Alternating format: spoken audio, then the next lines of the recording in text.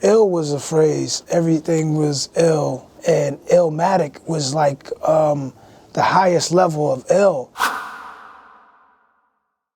So you had a dude on my block, Illmatic Ice, you know what I mean, who was, you know, the big, you know, warrior on the block, you know, 40th side of Vernon, Illmatic Ice. The whole hood knew Illmatic Ice. And I love that word. Illmatic was just a part of our vocabulary in the neighborhood. You know, back then it was, you know, the music game was so big to me. Everything you heard was bigger than life.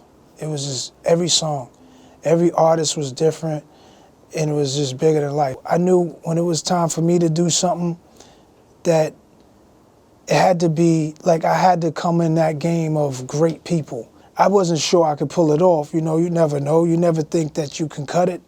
You never think that you can, that your stuff is gonna get heard like outside of the block, outside of your neighborhood. So when I was working on it, I was like thinking like, you know, I hope that this gets looked at with respect.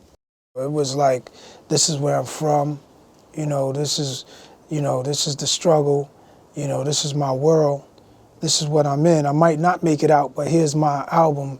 So if I don't get out, that y'all did know that I existed, and this is what my life was. A couple of years back, I thought that it was gone, like buried. And everywhere I go, people would stop me and be like, Illmatic, Illmatic. And I'm like, oh, word? Like, so then it started to pick up through the years. And like, I'm like, yo, there's like a following, like just people that that album just like, it captured a time period in the album. So I get why people like it. It's a record that has a lot of different messages and says a lot of different things. I like to be in a position to inspire, and that means I'm working hard, that means I'm doing the right thing, that people are inspired by what I'm doing. That's enough.